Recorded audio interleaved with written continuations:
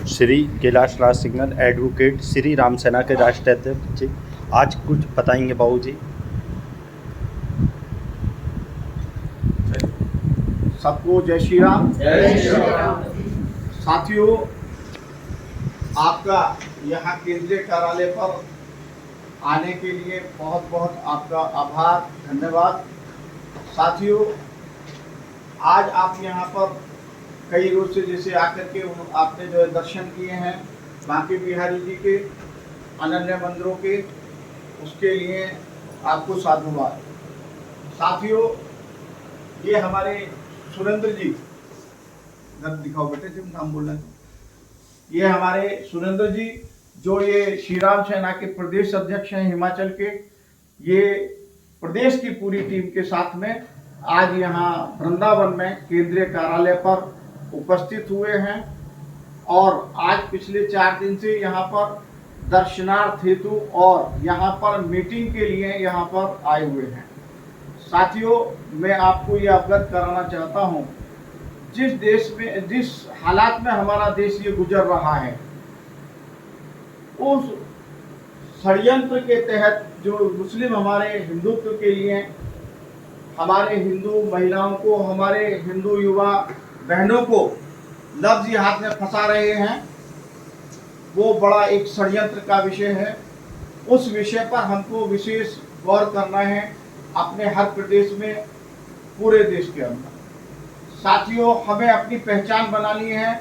हमारे हिंदुत्व की कोई पहचान नहीं है। जिस प्रकार से मुस्लिम लोग अपना जालीदार टोपी लगा करके और अपनी नमाज अदा करने के लिए 20 सड़क को चौराहों पर रोक देते हैं आना जाना और वहां पर नमाज अदा करते हैं, उसी प्रकार से हमें सभी हिंदुओं को अपनी पहचान बनानी है। वो पहचान हमारी क्या होगी? वो पहचान हमारी होगी कि हमारे ललाट पर टीका धारण करने का हमें कार्यक्रम अपना चलाना पड़ेगा।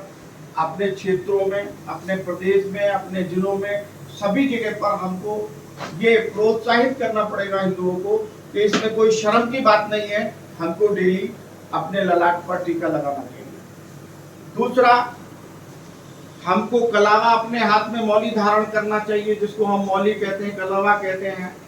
वो हमारी एक हिंदुत्व की पहचान होगी। और जिस प्रकार से हम कहते हैं कि गर्व से कहो हम हिंदू हैं, हमको ये अपने दिल में धारणा पैदा करनी पड़ेगी कि हम हिंदू हैं, हमारी पहचान भी होनी चाहिए। साथियों, आपको अपने क्षेत्र में जाकर के वहाँ सभी में ये प्रेरणा पैदा करनी पड़ेगी कि हम कलावा धारण करें। दूसरा, आपको हमारे प्रदेश अध्यक्ष जी ने भी जो हमारे संगठन के उद्देश्य हैं उनके विषय में जानकारी दी होंगी, लेकिन मैं पुनः आपको अपने संगठन के लिए जानकारी दे रहा हूं कि हमारे संगठन के क्या उद्देश्य हैं। प्रथम उद्देश्य है हमारा कि हम हिंदू राष्ट्र इसको घोषित कराना चाहते हैं अपने भारतवर्ष को। क्यों कराना चाहते हैं? विषय आता है क्यों कराना चाहते हैं। हम इसलिए कराना चाहते हैं क्योंकि हमारा जो देश है उसका जब बंटवारा हुआ था वो हिंदू मुस्लिम के पैटर्न पर हुआ था। उस समय मुस्लिमों को अलग पाकिस्तान दिया गया था, क्योंकि जिन्ना जो व्यक्ति था उसने यहाँ डिमांड की थी कि मुझको यहाँ का प्रधानमंत्री बनाया जाए, लेकिन वो स्वीकारते नहीं रहा। तो उसने ये कहा कि हमारे मुसलमान जितने भी हैं उनको आप अलग देश दो और उनके लिए अलग जो है देश दे दो।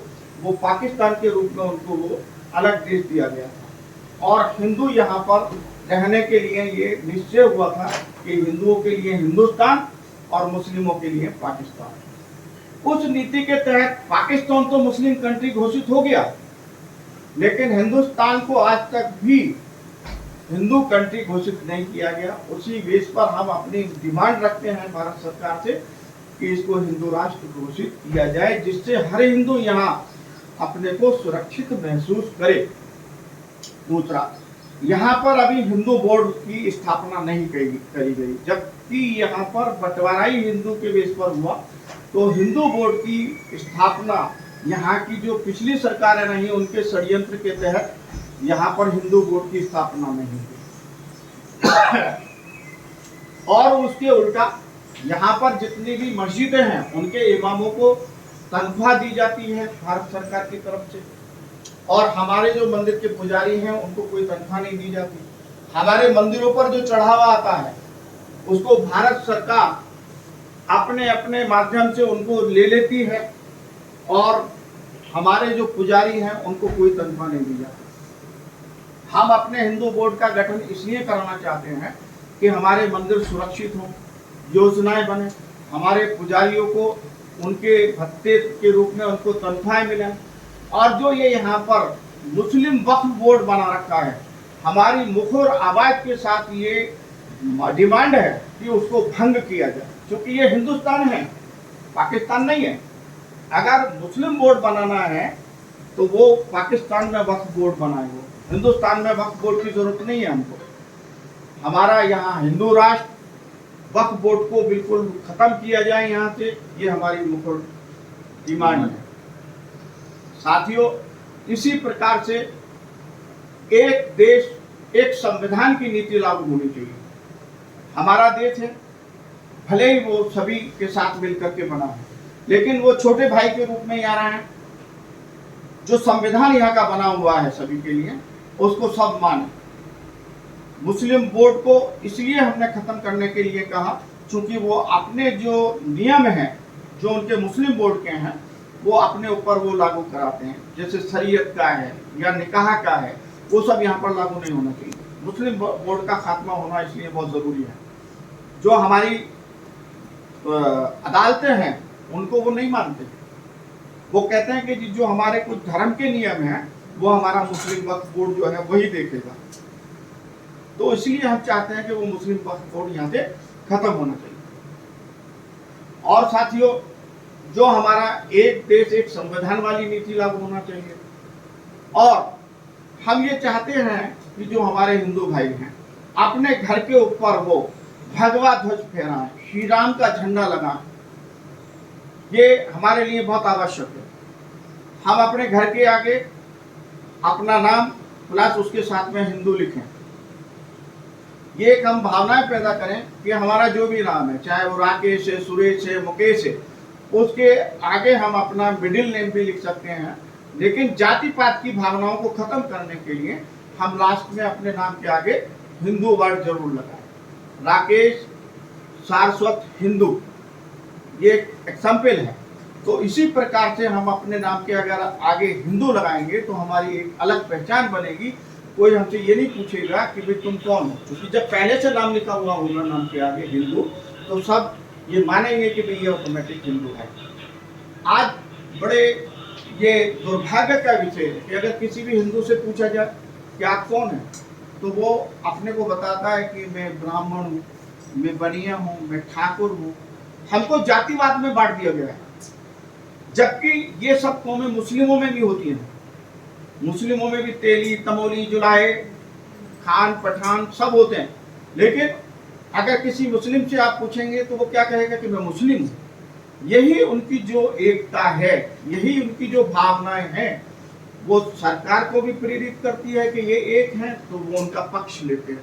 आप देखते हैं ना, जैसे कहते हैं कि भाई हमारा पक्ष नहीं लिया जाता है, हमारे को प्रताड़ित किया जाता है, और उनका फेवर सरकार भी लेती है। तो वो क्यों करती है, क्यों लेती है? क्योंकि वो एक मुट्ठी में बंधे हुए हैं। हमको भी इसी प्रकार से एक मुट्ठी में बंधना है, जात पात में नहीं बंटना है। उन्होंने कहा डिवाइड टू रूल, भाई डिवाइड करो और इनको जो है बांटो और इन पर राज करो। ये वाली नीति वो अपना रहे हैं। तो हम उस भावनाओं से ऊपर उठ करके अपने को हिंदुत्व की भावनाओं से प्रेरित करें, जात पात में हम ना बटें। जब हम एकत्रित हो जाएंगे, एक मुट्ठी में बन जाएंगे, इस उंगली को कोई भी झुका सकता है, लेकिन इस मुट्ठी को ये ताकत इतनी रखता है दूसरे को उठा सकता है। तो हमें ये मुट्ठी बनना है, सबको एकत्रित होना है, तो इस भावनाओं को पैदा करना है। तो मेरा ये सबसे निवेदन है कि अपने क्षेत्रों में जाकर के, अपने प्रदेश में जाकर के, जहाँ जहाँ भी जो रहते हैं, इन भावनाओं को पैदा करें। सभी के घर पे भगवा ध्वज लेना है, सभी की बाहर पट्टी का नाम अगर लिखा हुआ है तो उस पर हिंदू वर्ड जरूर होना चाहिए। तिलक धारण करें, मौली धारण करें, जिससे आपकी पहचान अलग बने। जात पात से अलग हट करके ऊपर पहुंच करके आप हिंदुत्व की भावनाओं को पैदा करें। ये मेरा सबसे निवेदन है। और जिस रोज हम एकत्रित हो गए तो हम 100 करोड़ हैं, वो 30 करोड़ हैं, जबकि 30 करोड़ होकर के वो हम पर हावी हैं। और जिस रोज हम एक मुट्ठी में बन जाएंगे तो हम उनको यहाँ से भागने पर मजबूर कर देंगे। आज हम देखते हैं जहां भी 30% मुस्लिम हो जाता है वहां पर हिंदू को निकालने के लिए मजबूर कर देता है। उसकी बहुत सारी मिसाल हैं। कश्मीर है, वहां पर पंडितों को खदेड़ दिया गया। आसाम है, केरला है, नागालैंड है, मिजोरम है, इंडिया में भी, इसमें यूपी में भी बहुत सारे ऐसे क्या नाम है प्रदेश, यूपी में भी बहुत सारे जिले हैं। जैसे शामली जिला है, वहाँ पर 30% मुस्लिम हुआ, उसने जो है हिंदू को घर के आगे पट्टी का लिखी गई एक मकान बिका हुआ है, छोड़ छोड़ करके वो आ रहे हैं।